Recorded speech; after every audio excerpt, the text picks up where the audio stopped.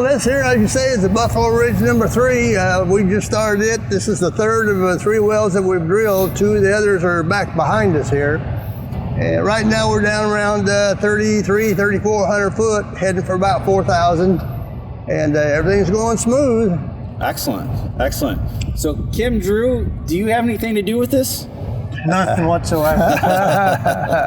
So what are we going after? Well, this was my prospect. That's what I do. I look at old maps, I make maps, I look at old data, new data, combine it all, try to figure out where oil still is, oil that's been missed by people for the last 100 years. We started drilling in this area in the 1900s. We're still drilling, still finding oil. Wow. Not the big fields we used to find, but we're still looking. There's some hidden things. So this is one prospect I put together that we were hoping to find some Skinner and Red Fork, and then looking deeper for a Wilcox formation, which is the lowest zone we look for, which is the big prize in this part of the country. If you find that, you're dancing in the streets and partying for a long time, because it tends to be a very good formation. Yeah. And lasts forever. There's some Wilcox fields in this area that are multi-million barrel fields that have been around since the 20s, still producing. So you can be happy for a long time. Wow. And then the shallower zones are stratigraphic plays, the Red Fork, Skinner, Prue. They don't tend to last as long, but this area is filled with Skinner water floods, which is big fields, and then they re-inject water and natural gas to kind of keep the pressure up, move more oil. You don't get out a lot of the oil that's in the rock. If you get out 20% of the oil through primary production, that's probably a pretty good number. So if you do a water flood, you inject water back in and try to get another 15, 18% of the oil out. But in most oil fields, they leave 50, 60, 70% of the oil in place. It just won't move. Yeah. So the world's still full of a lot of oil, you just can't get it out of the ground. Sure. So how long have you been working in these fields out here in Creek County? I have been 42 years. 41 years. 41 years. Yeah. And not just in Creek County, but around Oklahoma.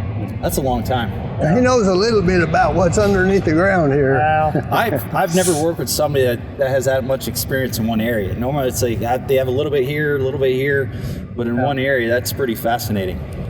well, it's actually the reason. It's close to home. I live in Tulsa. I have 5 kids. When they were little, I wanted to be able to go home at night. So, this area was a natural. And plus, there's some huge fields in this area. 2 of the biggest fields in the world are within a 2-hour drive of this place. I gotcha. So, Drumright Cushing was the biggest oil field in the world at one time. Glenpool, biggest oil field in the world at one time. Excellent. That's what fueled the American war machine in World War I and World War II. So what's the biggest difference? Because there's a lot of wells out here that have been drilled 20s, 30s, 40s, 50s. What's the biggest difference in completion techniques today versus back then? Well, they would drill wells, and if the oil just didn't flow to the surface on its own, they would use nitroglycerin. They would pack explosives down in the bottom of the hole, set it off, that shock wave would break up the rock, and then they would clean the debris out and produce the wells. And that actually works quite well on a small area around the well bore, a few feet. It'll break it up, and the shock wave goes out and it moves some oil. But nowadays they use hydraulic fracturing, where they actually pump water and sand, and they can pump it out for hundreds of feet. And it creates fractures. The sand they pump in keeps those fractures open. When they stop pumping, the formation settles back down, but the big sand they pump keeps those fractures open.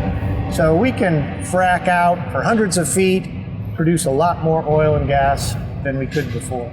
Yeah. And they've been doing fracking around here since the early 60s. It started out, the fracks were very small. Over time, we've developed better techniques, better technology, better equipment. Now we can frack a much bigger area.